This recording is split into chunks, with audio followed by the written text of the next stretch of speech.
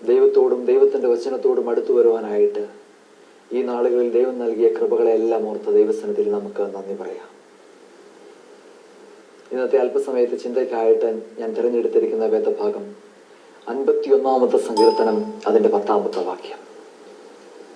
അവിടെ ഇപ്രകാരം നാം കാണുന്നു: ദൈവമേ, നിർമ്മലമായൊരു ഹൃദയം എന്നെ സൃഷ്ടിച്ച് സ്ഥിരമായൊരു ആത്മാവിനെ എൻ്റെ ഉള്ളിൽ പുതുതാക്കണമേ. ദൈവമേ, നിർമ്മലമായൊരു ഹൃദയം എന്നെ സൃഷ്ടിച്ച് സ്ഥിരമായൊരു ആത്മാവിനെ എൻ്റെ ഉള്ളിൽ പുതുതാക്കണമേ. നമുക്കറിയാം 51 സങ്കീർത്തനം എഴുതിയത് ദാവീദാണെന്ന്. പുറം ലോകം അറിയപ്പെടാതെ ആട്ടിൻപറ്റത്തിന്റെ പുറകിലൂടെ മൂളിപ്പാട്ടും പാടുന്ന ഇടയ ചെറുക്കനെ ഇസ്രായേലിന്റെ തേരും തേരാളിമായ യഹോവ ഇസ്രായേലിന്റെ നിത്യമായ ശക്തമായ നിയമത്തെ കാത്തു പരിപാലിക്കുന്നതിന് വേണ്ടി ദൈവം വിളിച്ചു വേർതിരിക്കുകയും, എന്നാൽ ദാവീദ് മ്ലേച്ഛതയുടെ അവസ്ഥയിലേക്ക് കടന്നു ചെന്നപ്പോൾ നാഥാൻ പ്രവാചകൻ കടന്നു ചെന്നിട്ട് പറഞ്ഞു, ആ മനുഷ്യൻ നീ തന്നെ എന്ന് പറഞ്ഞപ്പോൾ ദാവീദിന്റെ ഹൃദയത്തിന്റെ അഗാധതയിൽ നിന്ന് ഉതിർന്നു വീണ ചോരത്തുള്ളികൾ അത്രേ 51 സങ്കീർത്തനം എന്ന് പറയുന്നത്.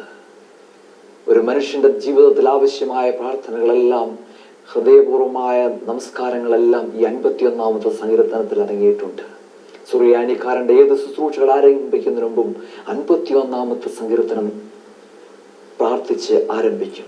പ്രിയമുള്ളവരെ, ഈ 51 സങ്കീർത്തനത്തിന്റെ 1 വാക്യം: ദൈവമേ, നിന്റെ കൃപയിൻ പ്രകാരം എന്നോട് കരുണ ചെയ്യണമേ, നിന്റെ കരുണയുടെ ബഹുത്വം പ്രകാരം എന്റെ പാപങ്ങളെ മായിച്ചു കളയണമേ. ദാവീദ് ദൈവത്താൽ വിളിച്ചു വേർതിരിക്കപ്പെട്ട ദാവീദ് ദൈവസന്നിധിയിൽ നിന്ന് മാറ്റപ്പെട്ട് പാപം ചെയ്തു കഴിഞ്ഞപ്പോൾ രട്ടുടുത്ത് വെണ്ണീറിൽ കിടന്ന് നിലവിളിച്ചുകൊണ്ട് പ്രാർത്ഥിച്ച 51 സങ്കീർത്തനം, അതിന്റെ 10 വാക്യം: ദൈവമേ, നിർമ്മലമായൊരു ഹൃദയം സൃഷ്ടിച്ച് സ്ഥിരമായ ഒരു ആത്മാവിനെ എൻ്റെ ഉള്ളിൽ പുതുതാക്കണമേ. ദൈവത്തിന്റെ പരിശുദ്ധാത്മാവ് എന്നെ പുതുതാക്കണമേ എന്ന് ദാവീദ് പ്രാർത്ഥിക്കുകയാണ്. ദാവീദിൽ ദൈവത്തിന്റെ പരിശുദ്ധാത്മാവ് ഉണ്ടായിരുന്നു. എന്നാൽ പാപം ചെയ്തു പോയപ്പോൾ ദാവീദിൽ നിന്ന് ദൈവത്തിന്റെ പരിശുദ്ധാത്മാവ് മാറ്റപ്പെട്ടു. നാം പാപം ചെയ്യുമ്പോൾ നമ്മിൽ നിന്ന് ദൈവത്തിന്റെ പരിശുദ്ധാത്മാവ് മാറ്റപ്പെടും. ഇന്ന് നമ്മളോടൊരു ചോദ്യം ഇതാണ്: നമ്മിൽ ദൈവത്തിന്റെ പരിശുദ്ധാത്മാവ് വസിക്കുന്നുണ്ടോ? നമ്മുടെ കുടുംബങ്ങളിൽ വസിക്കുന്നുണ്ടോ? നമ്മുടെ മക്കളിൽ വസിക്കുന്നുണ്ടോ? നമ്മുടെ അടുത്ത തലമുറയിൽ ദൈവത്തിന്റെ പരിശുദ്ധാത്മാവ് വസിക്കുവാനുള്ള ക്രമീകരണങ്ങളാണോ നാം ചെയ്തുകൊണ്ടിരിക്കുന്നത്? ചില പൊള്ളുന്ന യാഥാർത്ഥ്യങ്ങളിലേക്ക് ഞാൻ വിരൽ ചൂണ്ടുകയാണ്. ഒന്നാമതായിട്ട്, ദൈവത്തിന്റെ പരിശുദ്ധാത്മാവ് വസിക്കുന്നവർക്കുള്ള ആദ്യത്തെ പ്രത്യേകത സദൃശവാക്യങ്ങളുടെ പുസ്തകം 15:25 പറയുന്നു: അഹങ്കാരിയുടെ വീട് യഹോവ പൊളിച്ചു കളയും, വിധവയുടെ അതിരോ അവൻ എന്നേക്കും ഉറപ്പിക്കും. ജീവിതത്തിൽ ഒന്നിനെ കുറിച്ചും അഹങ്കരിക്കാതിരിക്കാം. അഹങ്കാരിയുടെ വീട് യഹോവ പൊളിച്ചു കളയും, വിധവയുടെ അതിരോ അവൻ എന്നേക്കും ഉറപ്പിക്കും. കുടുംബ ജീവിതത്തില്, വ്യക്തി ജീവിതത്തില്, സാമൂഹ്യ ജീവിതത്തിലൊക്കെ നമ്മൾ പലതിനെ കുറിച്ച് അഹങ്കരിച്ചിട്ടുണ്ട്. മക്കളെ കുറിച്ച് അഹങ്കരിച്ചിട്ടുണ്ട്, കുടുംബജീവിതത്തെ കുറിച്ച് അഹങ്കരിച്ചിട്ടുണ്ട്, വീടിനെ കുറിച്ച് അഹങ്കരിച്ചിട്ടുണ്ട്, വാഹനത്തെ കുറിച്ച് അഹങ്കരിച്ചിട്ടുണ്ട്. നൽകിയതെല്ലാം ദൈവത്തിന്റെ ദാനമാണെന്ന് നമുക്ക് തിരിച്ചറിയാം. ഒരു കുട്ടിയെ കുളിപ്പിച്ച് റെഡിയാക്കി പുസ്തക സഞ്ചികളൊക്കെ കൊടുത്ത് നാം രാവിലെ സ്കൂളിലേക്ക് പറഞ്ഞയക്കുകയാണ്. നമ്മുടെ വീടിന്റെ മുറ്റത്തുനിന്ന് അവർ ഇറങ്ങിപ്പോകും, നാം നോക്കി നിൽക്കും. രാവിലെ അവർ കാലെടുത്ത് വെച്ച് പോവുകയാണ്. അനേക അപകടങ്ങളിൽ ലോകത്ത് നടക്കുമ്പോൾ, അനേക ദുഷ്ട മനുഷ്യർ നമ്മളുടെ ആൺകുഞ്ഞ് പെൺകുഞ്ഞ് വ്യത്യാസമില്ലാതെ പിച്ചി ചീന്തപ്പെടുമ്പോൾ, ഒരു പോർവേലും ഏൽക്കാതെ രാവിലെ എടുത്തു വെച്ച കാല് വൈകുന്നേരം നമ്മുടെ വീട്ടിൽ അവരെടുത്തു വെക്കുന്നുണ്ടെങ്കിൽ നമ്മുടെ ആരുടെയും യോഗ്യതയല്ല, നമ്മുടെ ആരുടെയും കഴിവല്ല, മറിച്ച് ദൈവത്തിന്റെ ദാനമാണ്. ദൈവത്തിന്റെ ദാനമാണെന്ന് നമ്മൾ തിരിച്ചറിയേണ്ടിയിരിക്കുന്നു. ദൈവസന്നിധിയിലേക്ക് നമ്മെ തന്നെ പരിപൂർണമായിട്ട് സമർപ്പിച്ചു കൊടുക്കാം. ഒന്നിനെ കുറിച്ച് നമുക്ക് അഹങ്കരിക്കാതിരിക്കാം. ലാഭനഷ്ടങ്ങളുടെ കണക്ക് നോക്കി സ്നേഹിക്കുകയും സ്നേഹിക്കപ്പെടുകയും ചെയ്യുന്ന ഒരു കാലഘട്ടത്തിന്റെ മധ്യത്തിലാണ് നാം ജീവിക്കുന്നത്. അഹങ്കാരങ്ങളുടെ മധ്യത്തിലൂടെ കടന്നു പോകുന്ന ഒരു സമൂഹത്തെ നമുക്ക് കാണുവാൻ സാധിക്കും. പൊങ്ങച്ചിത്രങ്ങളുടെയും പൊള്ളത്തരങ്ങളുടെയും നാട്യവിലാസങ്ങൾ അരങ്ങ് തകർക്കുന്ന ഈ കാലഘട്ടത്തിൽ ദൈവത്തോടും ദൈവത്തിന്റെ വചനത്തോടും നമുക്ക് പ്രതിബദ്ധതയുള്ളവരായിരിക്കാം. ഒന്നിനെ കുറിച്ചും അഹങ്കരിക്കാതിരിക്കാം. 1 കൊരിന്ത്യർ 10:12 പറയുന്നുണ്ട്: ആകയാൽ നിൽക്കുന്നു തോന്നുന്നവൻ വീഴാതിരിക്കുവാൻ സൂക്ഷിച്ചു കൊള്ളട്ടെ. 50 സങ്കീർത്തനം 22 വാക്യം പറയുന്നുണ്ട്: ദൈവത്തെ മറക്കുന്നവരെ ഓർത്തുകൊള്ളുവിൻ, ഞാൻ നിങ്ങളെ ചീന്തിക്കളയും, വിടിവെപ്പാൻ ആരും ഉണ്ടാവുകയില്ല. നഹൂം പ്രവാചകന്റെ പുസ്തകം 2-ാം അധ്യായം 1-ാം വാക്യത്തിൽ പറയുന്നുണ്ട്: സംഹാരകൻ നിനക്കെതിരെ കയറി വരുന്നു, കോട്ട കാത്തുകൊള്ളുക, വഴി സൂക്ഷിച്ചുകൊള്ളുക, നിന്നെ തന്നെ നല്ലവണ്ണം ശക്തീകരിക്കുക. പ്രിയമുള്ളവരെ, ജീവിതത്തിൽ നൽകിയതെല്ലാം അനുഗ്രഹത്തിന് കാരണമാക്കി തരണമെന്നുണ്ടെങ്കിൽ ഒന്നിനെ കുറിച്ചും അഹങ്കരിക്കാതിരിക്കാം. അഹങ്കാരത്തിന്റെ സകല വഴികളെ നമുക്ക് മാറ്റിക്കളയാം. നൽകിയതെല്ലാം ദൈവത്തിന്റെ ദാനമാണ് തിരിച്ചറിയാം. നാം ഒരു നെൽവയലുകളിലൂടെ കടന്നു പോകുമ്പോൾ നിറയെ നെൽവിത്തുകളുള്ള, നിറയെ മണികളുള്ള ഒരു നെൽക്കതിര് വളരെ ചെരിഞ്ഞു നിൽക്കുന്നതായിട്ട് കാണുവാൻ സാധിക്കും. എന്നാൽ ഉള്ളിലൊന്നുമില്ലാത്ത വെറും 10,000 നെൽവിത്ത് നേരെ നിൽക്കുകയാണ്. നമ്മുടെ കുടുംബജീവിതം ഏതൊരവസ്ഥയിലാണ് നാം ചിന്തിക്കേണ്ടിയിരിക്കുന്നു. ഇസ്രായേൽ ജനതയുടെ ചരിത്രം എടുത്ത് പരിശോധിച്ചാൽ നമുക്ക് മനസ്സിലാക്കുവാൻ സാധിക്കുന്നത്, ഇസ്രായേൽ ജനത ഒത്തിരി അഹങ്കാരത്തിന്റെ വഴികളിലൂടെ സഞ്ചരിച്ചു. മിസ്രൈമിൽ 430 വർഷക്കാലം പ്രതിസന്ധികളുടെയും കഷ്ടതകളുടെയും ചുട്ടുകൊള്ളുന്ന തീച്ചൂളയുടെയും മധ്യത്തിലൂടെ കടന്നുപോയതിനു ശേഷം മരുഭൂമിയുടെ അവസ്ഥയിലൂടെ ഇസ്രായേൽ ജനത മുന്നോട്ട് പോയി കനാൻ ദേശത്ത് കടന്നു ചെന്നു. മരുഭൂമിയുടെ അവസ്ഥയിൽ നിന്ന് മന്നായും കാടപ്പക്ഷിയും ഒരുക്കി കൊടുത്ത് പകൽ മേഘസമമായും രാത്രി അഗ്നിത്തൂണായും ഇസ്രായേൽ ജനത വഴി നടത്തിക്കൊണ്ട് കനാൻ ദേശത്ത് കടന്നു ചെന്നു. പാലും തേനും ഒഴുകുന്ന കനാൻ ദേശത്ത്. ജീവിതത്തിൽ കനാൻ ദേശത്തിന്റെ അനുഭവത്തിലൂടെ കടന്നു പോകുന്നവരാണ് നമ്മൾ പലരും. ഒരു കാലത്ത് നമ്മൾ ഇന്നിട്ടിരിക്കുന്ന ഡ്രസ്സ്, ഇന്ന് ഉപയോഗിക്കുന്ന സാധനങ്ങള്, ഇന്ന് യാത്ര ചെയ്യുന്ന വാഹനം, ഇന്ന് താമസിക്കുന്ന വീട് ഒരു കാലത്ത് നമ്മൾ സ്വപ്നം കണ്ടവരായിരുന്നു. ജീവിതത്തിൽ ഒന്നുമില്ലായ്മയും ദൈവം നമ്മളെ ഇസ്രായേൽ ജനതയെ വിളിച്ചു വേർതിരിച്ചതുപോലെ, കനാൻ ദേശത്ത് അടുപ്പിച്ചതുപോലെ പ്രതിസന്ധികളും ദാരിദ്ര്യവും കഷ്ടതയെല്ലാം മാറ്റി സമ്പൽ സമൃദ്ധിയുടെ അനുഭവത്തിലൂടെ കടന്നു പോയിക്കൊണ്ടിരിക്കുകയാണ്. പ്രിയ ദൈവവേദലേ, അഹങ്കാരത്തിന്റെ വഴികളിലൂടെ നീ യാത്ര ചെയ്ത് അഹങ്കരിക്കുന്ന മനുഷ്യരുടെ മധ്യത്തിൽ ദൈവം വിളിച്ചോർമ്മിപ്പിക്കുകയാണ്. അഹങ്കാരിയുടെ വീട് യഹോവ പൊളിച്ചു കളയും, വിധവയുടെ അതിരോ അവൻ എന്നേക്കും ഉറപ്പിക്കും. ഒന്നിനെ കുറിച്ചും അഹങ്കരിക്കാതിരിക്കാം. നൽകിയതെല്ലാം ദൈവത്തിന്റെ ദാനമാണെന്ന് നമുക്ക് തിരിച്ചറിയാം. ഹസാക്കിന്റെ ഇതിഹാസം എന്ന് പറയുന്ന OV വിജയന്റെ ഒരു നോവലുണ്ട്. അതിലൊരു മുസ്ലിം പുരോഹിതന്റെ പേരുണ്ട്, അള്ളാപിച്ച മൊല്ലാക്ക. ജീവിതം എന്ന് പറയുന്നത് അള്ളയുടെ പിച്ചയാണെന്ന് അദ്ദേഹത്തിന്റെ പേര് കൊണ്ട് അർത്ഥമാക്കുന്നത്. നമ്മുടെ ജീവിതം എന്ന് പറയുന്നത് ദൈവത്തിന്റെ പിച്ചയാണ്, ദൈവത്തിന്റെ ദാനമാണ്. നമുക്ക് നൽകിയതെല്ലാം ദൈവം നൽകിയതാണെന്ന തിരിച്ചറിവ് നമുക്കുണ്ടാകേണ്ടിയിരിക്കുന്നു.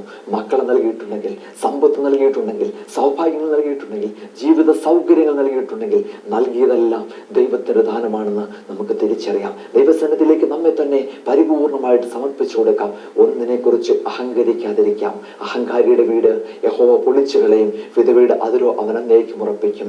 ഇസ്രായേൽ ജനതയെ ഒത്തിരി കനാൻ ദേശത്ത് കടന്നു വന്നപ്പോൾ ഒരുപാട് കാര്യങ്ങളെ കുറിച്ച് അവർ അഹങ്കരിച്ചു. ആമോസ് പ്രവാചകന്റെ പുസ്തകം 7-ാം അധ്യായം 8-ാമത്തെ വാക്യം പരിശോധിക്കുമ്പോൾ നമുക്ക് കാണുവാൻ സാധിക്കും, ആമോസേ നീ എന്ത് കാണുന്നു? ഞാൻ തൂക്കുകെട്ട കണ്ടാലും ഞാൻ ഇസ്രായേലിന്റെ മധ്യത്തിൽ തൂക്കുകെട്ട പിടിക്കും, ഇനി ഞാൻ നിങ്ങളെ ശിക്ഷിക്കാതെ വിടുകയില്ല. തൂക്കുകെട്ട നമുക്കറിയാം, കേരളത്തിൽ അങ്ങോളം ഇങ്ങോളമുള്ള ഇഷ്ടികപ്പണിക്കാരന്റെ കയ്യിലെ ഉപകരണമാണത്. ഭിത്തി പണിയുടെ നെറിവും നമുക്കത് കാണിച്ചു തരുന്നു. അതിന്റെ ചരിത്ര പശ്ചാത്തലം എന്ന് പറയുന്നത് മറ്റൊന്നുമല്ല. ആമോസിനോട് പറയുന്നത്, ചെത്തിമിടുക്കിയ മനോഹരമായ കല്ലുകൾ കൊണ്ട് മണിമാലകൾ പണിതും മനോജ്ഞമായ മുന്തിരിത്തോപ്പുകൾ നട്ടുവളർത്തിയും ദരിദ്രനെയും അവശനെയും പീഡിപ്പിച്ചും ചവിട്ടി അരച്ചും കൊന്നൊടുക്കിയും അപ്പനും മകനും ഒരേ യുവതിയെ പ്രാപിച്ചുകൊണ്ട് ഇസ്രായേലിന്റെ തേരും തേരാളിയുമായ യഹോവയുടെ നിത്യമായ ശക്തമായ നിയമത്തെ കാത്തു പരിപാലിക്കേണ്ട ഇസ്രായേൽ ജനത അതിനെല്ലാം തട്ടിത്തെറിപ്പിച്ചുകൊണ്ട് ഇസ്രായേൽ ജനത മുന്നോട്ട് പോയപ്പോൾ ഇസ്രായേലിന്റെ മധ്യത്തിൽ തൂക്കുകെട്ട പിടിച്ചിട്ട് പറഞ്ഞു, ഞാനിനി നിങ്ങളെ ശിക്ഷിക്കാതെ വിടുകയില്ല എന്ന്. ആധുനികതയുടെ അധിനിവേശത്തിൽ, ശാസ്ത്ര സാങ്കേതിക പുരോഗതിയുടെ തള്ളിക്കയറ്റത്തിൽ, കമ്പോള സംസ്കാരത്തിന്റെ മൂല്യശോഷണത്തിൽ അകപ്പെട്ടുകൊണ്ടിരിക്കുന്ന ഇന്നത്തെ സമൂഹത്തിന്റെ മുകളിൽ തൂങ്ങിക്കിടക്കുന്ന തൂക്കുകെട്ടയെ കാണാതെ കണ്ണടച്ചിരുട്ടാക്കുന്നത് വിഡ്ഢിത്വത്തിന്റെ ലക്ഷണമായിരിക്കും. ഒന്നിനെ കുറിച്ചും അഹങ്കരിക്കാതിരിക്കുക. ദൈവത്തിന്റെ ആത്മാവ് നമ്മിലേക്ക് ഇറങ്ങട്ടെ, നമ്മുടെ തലമുറകളിലേക്ക് ഇറങ്ങട്ടെ. ചില വ്യക്തികളുടെ കുടുംബജീവിതങ്ങളെ തകർത്തു കളയുന്നത്, അനുഗ്രഹങ്ങൾക്ക് തടസ്സമായി നിൽക്കുന്നത്, ചില വ്യക്തികളെ, ചില കുടുംബങ്ങൾ ഒത്തിരി പ്രതിസന്ധികളുടെ നടുവിലൂടെ പോകുന്നവരായിരിക്കാം. സാമ്പത്തികമായിട്ട് തകർന്നടിഞ്ഞുകൊണ്ടിരിക്കുന്നവര്, മക്കളാകെ നാശത്തിന്റെ വക്കിലേക്ക് പോയിക്കൊണ്ടിരിക്കുന്നവര്, രോഗം വിട്ടുമാറാത്ത അവസ്ഥ, അനേകം ശാപങ്ങളുടെ നടുവിലൂടെ പോകുന്നവര്, ജോലിയില്ലാത്ത അവസ്ഥ, പരീക്ഷയിൽ കുട്ടികളെല്ലാം കൂപ്പുകുത്തി തോറ്റുപോകുന്ന ഒരവസ്ഥ, ഒത്തിരി കുടുംബ സമാധാനമെല്ലാം നട്ടം തിരിയുന്ന അവസ്ഥ, മക്കളില്ലാത്ത ദമ്പതിമാരുടെ ആ ഒരു മനോവികാരങ്ങളുള്ള കുടുംബ പശ്ചാത്തലങ്ങൾ, ഇങ്ങനെ ഒത്തിരി പ്രതിസന്ധികളെല്ലാം നിൽക്കുന്ന ഒരു കുടുംബജീവിതത്തിന് ഉടമകളായിരിക്കാം ഇന്ന് ഈ വചനത്തോട് ചേർന്നിരിക്കുന്നത്. പ്രിയ ദൈവവേദലേ, നിന്റെ ജീവിതത്തിലെ എവിടെയെങ്കിലും അഹങ്കാരത്തിന്റെ വഴികളിൽ കടന്നു പോയിട്ടുണ്ടോ? ഇത് അനുഗ്രഹത്തിന് തടസ്സമായി നിൽക്കുന്നു. ഇത് ഈ നാടുകളിൽ ദൈവം അനുഗ്രഹങ്ങൾക്ക് മേൽ അനുഗ്രഹങ്ങൾ നിന്റെ ജീവിതത്തിൽ നൽകുവാൻ ദൈവത്തിന് ആഗ്രഹമുണ്ട്. നീ ഒന്നിനെ കുറിച്ചും അഹങ്കരിക്കാതിരിക്കാം. നൽകിയതെല്ലാം ദൈവത്തിന്റെ ദാനമാണെന്ന് നമുക്ക് തിരിച്ചറിയാം. ദൈവസന്നിധിയിലേക്ക് നമ്മെ തന്നെ പരിപൂർണമായിട്ട് നമുക്ക് സമർപ്പിച്ചു കൊടുക്കാം.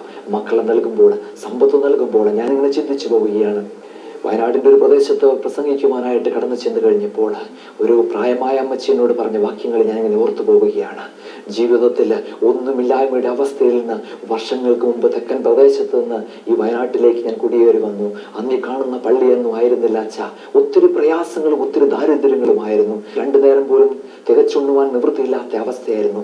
ഇന്ന് ആ അവസ്ഥകളെല്ലാം മാറി. മക്കളൊക്കെയും പേർഷ്യയിലേക്കും അമേരിക്കൻ ഐക്യനാടുകളിലേക്കും പോയി പള്ളി പുതുക്കി പണിതു, വീട് പുതുക്കി പണിതു, പുതിയ വാഹനങ്ങൾ വാങ്ങിച്ചു, പുതിയ അവസ്ഥകളൊക്കെയുമായി സാമ്പത്തികമായിട്ട് ഉയർന്നു ഒരുപാട് മാറ്റങ്ങളായി. ആഭരണങ്ങൾ വാരിക്കൂട്ടി, വീടുകൾ പണിതു, എസ്റ്റേറ്റുകൾ വാങ്ങി. പക്ഷെ ഇത്രത്തോളം വഴി നടത്തിയ ഈ ദൈവത്തെ പലരും ഇന്നും മറന്നുകൊണ്ടിരിക്കുകയാണ് അച്ഛാ. ജീവിതത്തിൽ അർത്ഥവത്തായ ഒരു സാക്ഷ്യമാണ് നമുക്കിവിടെ കാണുവാൻ സാധിക്കുന്നത്. ജീവിതത്തിൽ ഒത്തിരി പ്രതിസന്ധികളുടെ മധ്യത്തിലൂടെ കടന്നുപോയപ്പോൾ, ഒത്തിരി പ്രയാസങ്ങളുടെ നടുവിലൂടെ കടന്നുപോയപ്പോൾ ദൈവം നമ്മളെ കൈപിടിച്ച് നടത്തിയില്ലേ? ഉന്നത വിദ്യാഭ്യാസം നൽകിയില്ലേ? നല്ലൊരു ജോലി നൽകിയില്ലേ? സമ്പത്ത് നൽകിയില്ലേ? ജീവിത പങ്കാളിയെ നൽകിയില്ലേ? നൽകിയതെല്ലാം ദൈവത്തിന്റെ ദാനമാണെന്ന് നമുക്ക് തിരിച്ചറിയാം. ദൈവസന്നിധിയിലേക്ക് സമർപ്പിച്ചു കൊടുക്കാം. ദൈവസന്നിധിയിലേക്ക് പരിപൂർണമായിട്ട് നമുക്ക് സമർപ്പിച്ചു കൊടുക്കാം. മാസിഡോണിയ എന്ന് പറയുന്ന രാജ്യമുണ്ട്. അവിടെ ജിപ്സികൾ എന്ന് പറയുന്ന ഒരു കൂട്ടം മനുഷ്യരുണ്ട്. യൂറോപ്പിന്റെ പല ഭാഗങ്ങളിലൂടെ തെരുവിലൂടെ അലയുന്ന മനുഷ്യർ, കൊച്ചു കൊച്ചു ജോലികൾ ചെയ്ത് കൂടാരങ്ങളിൽ പാർക്കുന്നവർ. ആ കൂടാരങ്ങളിൽ ഒരു പ്രത്യേകതയുണ്ട്. അവിടെ ഒരു സ്ത്രീക്ക് ഒരു കുഞ്ഞ് ജനിച്ചിട്ടുണ്ടെങ്കിൽ ആ കുഞ്ഞിനെ എടുത്തുകൊണ്ട് ചോര വാർന്നു പോകുന്നതിന് മുമ്പ് തന്നെ ആ കുഞ്ഞിനെയും എടുത്തുകൊണ്ട് നേരെ ദേവാലയത്തിന്റെ മുമ്പിലേക്ക് വരും. എന്നിട്ട് ആ സ്ത്രീ കണ്ണുനീരോടെ പ്രാർത്ഥിക്കും, ദൈവമേ, ഈ കുഞ്ഞ് എന്റേതല്ല, ഈ കുഞ്ഞ് നിന്റേത് മാത്രമാണ്, ഈ കുഞ്ഞ് എന്റേതല്ല, ഈ കുഞ്ഞ് നിന്റേതാണ്. പ്രിയമുള്ളവരെ, ആ ഒരവസ്ഥ ഉണ്ടായിരിക്കണം. പരിശുദ്ധ സുറിയാനി സഭയുടെ പ്രാർത്ഥനാ പുസ്തകത്തിൽ പറയുന്നുണ്ട്, എൻ്റെ ദൈവമേ, എൻ്റെ ജീവിതത്തിൽ എൻ്റെ ഇഷ്ടമോ ദുഷ്ടന്റെ ഇഷ്ടമോ അല്ല നിറവേറേണ്ടത്, മറിച്ച് നിന്റെ ഇഷ്ടം മാത്രം നിറവേറണമേ എന്ന്. നമ്മുടെ കുടുംബ ജീവിതത്തിൽ, നമ്മുടെ വ്യക്തി ജീവിതത്തിൽ ദൈവത്തിന്റെ ഇഷ്ടം നിറവേറുവാനായിട്ട് നമുക്ക് പ്രാർത്ഥിക്കാം. പ്രിയമുള്ളവരെ, അതിനുവേണ്ടി ഒരുങ്ങാം. ഒന്നിനെ കുറിച്ചും അഹങ്കരിക്കാതിരിക്കാം, ഒന്നിനെ കുറിച്ചും മനക്കോട്ടകൾ കെട്ടാതിരിക്കാം, ഒന്നിനെ കുറിച്ചും പദ്ധതികൾ മെനയാതിരിക്കാം. നമ്മളെക്കുറിച്ച് പദ്ധതി മെനയുന്നത് നമ്മളല്ല, മറിച്ച് ദൈവമാണ്. ആ ഒരു ഉൾബോധ്യത്തോടുകൂടി നമുക്ക് കുടുംബജീവിതത്തെ മുന്നോട്ട് കൊണ്ടുപോകാം. ജീവിതത്തിൽ നൽകിയ ഏറ്റവും വിശുദ്ധമായ, ദേവാലയം കഴിഞ്ഞാൽ ഏറ്റവും കൂടുതൽ വിശുദ്ധമായ ഒന്നാണല്ലോ കുടുംബം എന്ന് പറയുന്നത്, വീട് എന്ന് പറയുന്നത്. ഈ വീടിനെ ഏറ്റവും വിശുദ്ധിയോടുകൂടി കാത്തു സൂക്ഷിക്കുവാനായിട്ട് നമുക്ക് ഒരുങ്ങാം. പട്ടക്കാരൻ എങ്ങനെ വിശുദ്ധിയോടുകൂടി ബലിയർപ്പിക്കുവാൻ പോകുന്നു, അതിലും വിശുദ്ധിയോടുകൂടി വീടിന്റെ കുടുംബനാഥനും നാഥയും കുടുംബജീവിതത്തിൽ ദൈവത്തിന്റെ സന്നിധിയിലേക്ക് പരിപൂർണമായിട്ട് യാഗമായി തീർന്ന വിശുദ്ധിയോടുകൂടി ജീവിതങ്ങളെ നയിക്കാം. മക്കളെ അതിനുവേണ്ടി ഉയർത്താം. ജീവിതത്തിൽ നൽകിയതെല്ലാം ദൈവത്തിന്റെ ദാനമാണെന്ന് തിരിച്ചറിഞ്ഞുകൊണ്ട് ദൈവസന്നിധിയിലേക്ക് ഒന്നിനെ കുറിച്ചും അഹങ്കരിക്കാതിരിക്കാം. മക്കൾ, കുടുംബജീവിതം, സൗഭാഗ്യങ്ങൾ, വീട്, വാഹനം, ഇതെല്ലാം ദൈവത്തിന്റെ ദാനമാണെന്ന് നമുക്ക് തിരിച്ചറിയാം. അഹങ്കരിക്കാതിരിക്കാം. അഹങ്കാരിയുടെ വീട് യഹോവ പൊളിച്ചു കളയും, വിധവയുടെ അതിരോ അവൻ എന്നേക്കും ഉറപ്പിക്കും. ദാവീദിൽ ദൈവത്തിന്റെ ആത്മാവ് വസിക്കുന്ന വ്യക്തിയായിരുന്നു. പക്ഷെ ദാവീദ് പാപം ചെയ്തപ്പോൾ ദൈവത്തിൽ നിന്ന് പരിശുദ്ധാത്മാവ് നഷ്ടപ്പെട്ടു. ദാവീദ് അഹങ്കാരത്തിന്റെ വഴികളിലൂടെ കടന്നുപോയപ്പോൾ നാഥാൻ പ്രവാചകൻ കടന്നു ചെന്നിട്ട് പറഞ്ഞു, ആ മനുഷ്യൻ നീ തന്നെ എന്ന് പറഞ്ഞപ്പോൾ ദാവീദിന്റെ ഹൃദയത്തിൽ നിന്ന് ഉതിർന്നു വീണ ഈ സങ്കീർത്തനമാണ് ചോരത്തുള്ളികളാണെന്നാണ് പണ്ഡിതന്മാർ ഇതിനെ കുറിച്ച് വിശേഷിപ്പിക്കുന്നത്. ഈ സങ്കീർത്തനത്തിലെ 10ാമത്തെ വാക്യം, ദൈവമേ, നിർമ്മലമായ ഒരു ഹൃദയം എന്നെ സൃഷ്ടിച്ച് സ്ഥിരമായ ഒരു ആത്മാവിനെ എൻ്റെ ഉള്ളിൽ പുതുതാക്കണമേ. നമ്മിൽ ദൈവത്തിന്റെ പരിശുദ്ധാത്മാവ് പുതുക്കപ്പെടണം. ദൈവത്തിന്റെ ആത്മാവ് കടന്നു വരണം. ആദിമ നൂറ്റാണ്ടിൽ മർക്കോസിന്റെ മാളികയിൽ അഭിഷിക്തന്മാർ ഒത്തുകൂടിയപ്പോൾ അവരുടെ മേൽ ആവസിച്ച പരിശുദ്ധാത്മാവ് നമ്മുടെ മേൽ വസിക്കുവാനും നമ്മുടെ കുടുംബങ്ങളുടെ മേൽ വസിക്കുവാനും ദാവീദ് പ്രാർത്ഥിച്ചതുപോലെ പ്രാർത്ഥിക്കാം. അരുത്, പാപത്തിന്റെ അവസ്ഥയിലേക്ക് പോകരുത്. ആർക്കും വേണ്ടാത്തവനായിരിക്കാം നീ, ആർക്കും വേണ്ടാത്തവളായിരിക്കാം നീ. പക്ഷെ ദൈവത്തിന് നിന്നെ ആവശ്യമുണ്ട്, തമ്പുരാന് നിന്നെ ആവശ്യമുണ്ട്. നിന്റെ വീടിനെ നിന്നെ എടുത്ത് ഉപയോഗിക്കാൻ ദൈവത്തിന് താല്പര്യമുണ്ട്. പ്രിയ ദൈവവേദനെ, നിന്നെ തന്നെ അഹങ്കരിക്കാതെ ദൈവസന്നിധിയിലേക്ക് പരിപൂർണമായിട്ട് സമർപ്പിച്ചു കൊടുക്കാം. വീണ്ടും നമുക്കെടുത്ത് വായിക്കാം. യെഹെസ്കേൽ പ്രവാചകന്റെ പുസ്തകം 7-ാം അധ്യായം 8-ാമത്തെ വാക്യം പരിശോധിക്കുമ്പോൾ നമുക്ക് കാണുവാൻ സാധിക്കും, ഇപ്പോൾ ഞാൻ നിന്റെ കോപം നിന്റെ മേൽ പകർന്ന് എന്റെ ക്രോധം നിന്റെ മേൽ നിവർത്തിക്കും. ഞാൻ നിന്റെ നടപ്പിന് തക്കവണ്ണം നിന്നെ ന്യായം വിധിച്ച് നിന്റെ സകല മ്ലേച്ഛതകൾക്കും നിന്നോട് പകരം ചോദിക്കും. മ്ലേച്ഛത പ്രവർത്തിക്കാതിരിക്കാം. മ്ലേച്ഛതകളുടെ മധ്യത്തിലൂടെയാണ് നമ്മുടെ ജീവിതത്തിൽ, കുടുംബജീവിതത്തിലും വ്യക്തി ജീവിതത്തിലും ഒരുപാട് മ്ലേച്ഛതകളുടെ നടുവിലൂടെ കടന്നുപോയിക്കൊണ്ടിരിക്കുകയാണ്. അശ്ലീലം കലർന്ന സംസാരങ്ങൾ, കുടുംബജീവിതത്തിലും വ്യക്തി ജീവിതത്തിലും ആയിക്കൊണ്ടിരിക്കുകയാണ്. ലോകം ഒരുപാട് ഫാഷൻ തരംഗങ്ങൾ, ഇന്റർനെറ്റിന്റെ അതിപ്രസരം, മോശമായ സിനിമകളുടെ അതിപ്രസരം, ലോകം ഒരുപാട് മ്ലേച്ഛതകളുടെ നടുവിലൂടെ പോയിക്കൊണ്ടിരിക്കുകയാണ്. ഈ മ്ലേച്ഛതകൾ നിറഞ്ഞ സമൂഹത്തില് ഒരു മെഴുകുതിരിയാകുവാൻ നിങ്ങൾക്ക് സാധിക്കുമോ? സ്വയം ഉരുകിത്തീരുന്ന അവസ്ഥ, ഇരുട്ടത്ത് പ്രകാശമാകുന്ന അവസ്ഥ. മത്തായിയുടെ സുവിശേഷം 5-ാം അധ്യായത്തിൽ പറയുന്നു, നിങ്ങൾ ഭൂമിയുടെ ഉപ്പാകുന്നു, ഉപകാരമില്ലാതെ പോയാൽ എന്ത് ഫലം? നമ്മൾ ഭൂമിയുടെ ഉപ്പാകുന്നു. ഈ ലോകം മ്ലേച്ഛതകളുടെ നടുവിലൂടെ കടന്നു പോകുമ്പോൾ അതേ ചീഞ്ഞളിഞ്ഞുകൊണ്ടിരിക്കുന്ന അവസ്ഥയിൽ നമ്മാകുന്ന ഉപ്പിനെ അതിലേക്കിട്ട് നമുക്ക് ഈ സമൂഹത്തെ നന്നാക്കി എടുക്കുവാനും, ഉപ്പ് അതിന്റെ തനിമ നിലനിർത്തുന്നതാണ്. ഈ ലോകത്തില് ക്രിസ്തുവിന്റെ തനിമ നിലനിർത്തുവാൻ നമ്മൾ വിളിച്ച് വേർതിരിക്കപ്പെട്ടവരാണ്. ധൂപക്കുറ്റിയുടെ നടുവിൽ നിന്ന് ഒരു കരിക്കഷ്ണം എടുത്ത് ശുശ്രൂഷക്കാരൻ എന്ത് ചെയ്യും? ആ തീയുടെ മുകളിൽ വെച്ച് കത്തിക്കും. കത്തിച്ച ശേഷം ധൂപക്കുറ്റിയുടെ നടുവിലേക്കിടും. എന്നിട്ട് അടുത്ത പ്രക്രിയ എന്ന് പറയുന്നത് അതിനെ ഊതി കഴിയുമ്പോൾ ചുറ്റു കറുത്തു കറുപ്പിച്ച പാവമംഗലമായ മുഴുവൻ കരിക്കഷ്ണങ്ങളെയും അത് ജ്വലിപ്പിക്കും. സമൂഹം ഒത്തിരി കറമ്പിച്ച പാവമംഗലമായ അവസ്ഥയിലൂടെ പോയിക്കൊണ്ടിരിക്കുകയാണ്. ഒന്നിനെ കുറിച്ചും മ്ലേച്ഛത പ്രവർത്തിക്കാതിരിക്കാം. മറ്റൊരു കാര്യം കൂടി ഉണ്ട് കേട്ടോ. ആദ്യമിട്ട കനൽക്കട്ട ഈ ലോകത്തൊന്ന് ആദ്യം ചാരമായി പോകും. പക്ഷെ ഈ ലോകത്തൊന്ന് മാറ്റപ്പെടുന്നതിന് മുമ്പ് വലിയൊരു ദൗത്യം ചെയ്തതിനു ശേഷമാണ് പോകുന്നത്. ചുറ്റും കറുത്തു കറമ്പിച്ച പാവമംഗലമായ മുഴുവൻ കരിക്കഷ്ണങ്ങളെയും അത് ജ്വലിപ്പിച്ചതിന് ശേഷമാണ് ഈ ലോകത്തൊന്ന് മാറ്റപ്പെടുന്നത്. പ്രിയ ദൈവ പൈതലേ, നിന്റെ ജീവിതത്തിൽ ഒത്തിരി ഉണ്ടെങ്കിലും കഷ്ടതകളും ദുഃഖങ്ങളും ഉണ്ടെങ്കിലും നീ മ്ലേച്ഛതയുടെ അവസ്ഥയിലേക്ക് പോകരുത്. മദ്യപാനത്തിന്റെ അവസ്ഥയിലേക്ക് പോകരുത്. വ്യഭിചാരത്തിന്റെ അവസ്ഥയിലേക്ക് പോകരുത്. ആഭിചാരത്തിന്റെ അവസ്ഥയിലേക്ക് പോകരുത്. ലക്ഷണങ്ങളും മുഹൂർത്തങ്ങളും നോക്കുന്നവരുടെ അവസ്ഥയിലേക്ക് പോകരുത്. ദൈവസന്നിധിയിലേക്ക് നിന്നെ തന്നെ പരിപൂർണമായിട്ട് സമർപ്പിച്ചു കൊടുക്കാം. ആരുടെയും അവകാശപ്പെട്ടത് പിടിച്ചു പറിക്കരുത്. ദൈവം ദാനമായി നൽകിയ ജീവിതത്തെ ദൈവസന്നിധിയിലേക്ക് പരിപൂർണമായിട്ട് സമർപ്പിച്ചു കൊടുക്കാം. വൃക്ഷത്തെ ഫലം കൊണ്ട് തിരിച്ചറിയാൻ സാധിക്കും. മ്ലേച്ഛം നിറഞ്ഞ സമൂഹത്തെ സൃഷ്ടിക്കുന്നത് വീടാണ് ആദ്യത്തെ യൂണിവേഴ്സിറ്റി. അനേക യൂണിവേഴ്സിറ്റികളിലും അനേക സ്കൂളുകളിലും പഠിച്ചിട്ടുള്ളവരായിരിക്കാം നിങ്ങൾ. പക്ഷേ വീടാണ് ആദ്യത്തെ യൂണിവേഴ്സിറ്റി. ആ മാതാപിതാക്കൾ പകർന്നു നൽകുന്ന ആ നന്മകൾ മക്കൾ ഉപയോഗിക്കാൻ തക്കവണ്ണം ദൈവസന്നിധിയിലേക്ക് കുടുംബങ്ങളെ ഉയർത്താം, മക്കളെ ഉയർത്താം. ഇന്നത്തെ സമൂഹത്തിൽ മണ്ണിൽ ചവിട്ടാതെ, അഴുകൾ തൊടാതെ, അധ്വാനം പരിശീലിപ്പിക്കാതെ, തിയറിയും ഫോർമുലയും മാത്രം പഠിപ്പിച്ചുകൊണ്ടൊരു തലമുറയെ മാനം കാണിക്കാതെ കുപ്പിയിലിട്ട് പൊന്നുപോലെ അത്യാഗ്രഹികളായ മാതാപിതാക്കളെ വളർത്തിക്കൊണ്ടുവരുന്നുണ്ട്. ഞാൻ സെക്കുലർ വിദ്യാഭ്യാസത്തെ കുറ്റപ്പെടുത്തുകയല്ല, മറിച്ച് ദൈവത്തെ അറിയാതെ, ദൈവസ്നേഹം പങ്കുവെക്കാതെ മുന്നോട്ട് പോകുന്ന ഈ തലമുറയുടെ മധ്യത്തിൽ ദൈവത്തിന്റെ സന്നിധിയിലേക്ക് പരിപൂർണമായിട്ട് സമർപ്പിച്ചു കൊടുത്തുകൊണ്ട് യോശുവയുടെ പുസ്തകം 24-ാം അധ്യായം 15-ാമത്തെ വാക്യം പറയും പ്രകാരം, ഞാനും എൻ്റെ കുടുംബവുമോ ഞങ്ങൾ യഹോവയെ സേവിക്കുന്നുള്ള ആപ്തവാക്യം കുടുംബ ജീവിതത്തിലും വ്യക്തി ജീവിതത്തിലും ഉൾക്കൊണ്ടുകൊണ്ട് ദൈവസന്നിധിയിലേക്ക് നമ്മെ തന്നെ പരിപൂർണമായിട്ട് സമർപ്പിച്ചു കൊടുക്കാം. ദാവീദ് മ്ലേച്ഛതകളുടെ മധ്യത്തിലൂടെ കടന്നുപോയി. ദാവീദ് അഹങ്കരിച്ചു. പക്ഷേ ദാവീദിന്റെ ജീവിതത്തിൽ ഏറ്റവും വലിയൊരു പ്രത്യേകതയുണ്ട്.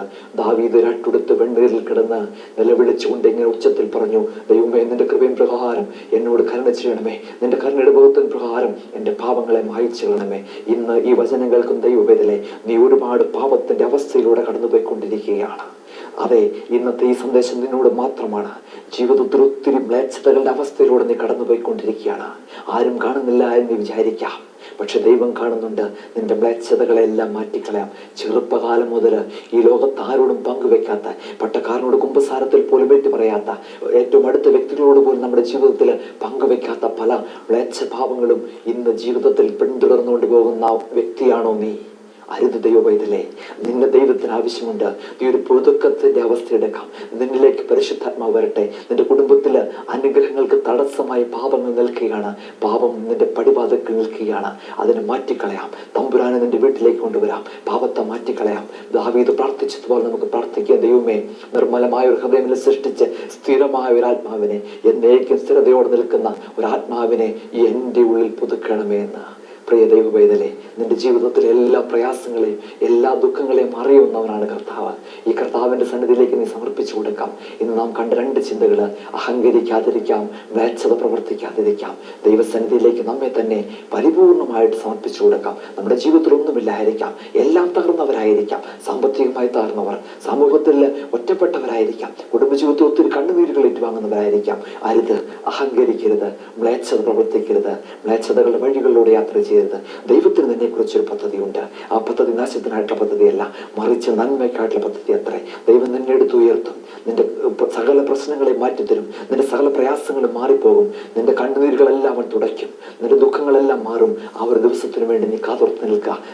അതിനുവേണ്ടി ഏറ്റവും വലിയ പ്രത്യേകതകളാണ് നമ്മൾ ഇന്ന് കണ്ട്. അഹങ്കരിക്കാതിരിക്കാം, മ്ലേച്ഛത പ്രവർത്തിക്കാതിരിക്കാം.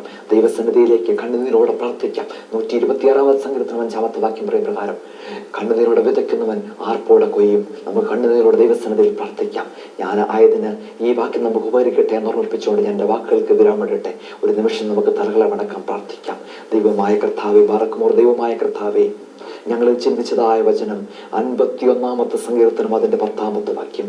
ദൈവമേ, നിർമ്മലമായ ഹൃദയം എന്നെ സൃഷ്ടിച്ച് സ്ഥിരമായ ഒരു ആത്മാവിനെ എൻ്റെ ഉള്ളിൽ പുതുക്കണമേ എന്ന് ദാവീദ് കണ്ണുനീരോടെ പ്രാർത്ഥിച്ചു. ദാവീദ് ദൈവത്താൽ വിളിച്ചു വേർതിരിക്കപ്പെട്ടവനായിരുന്നു.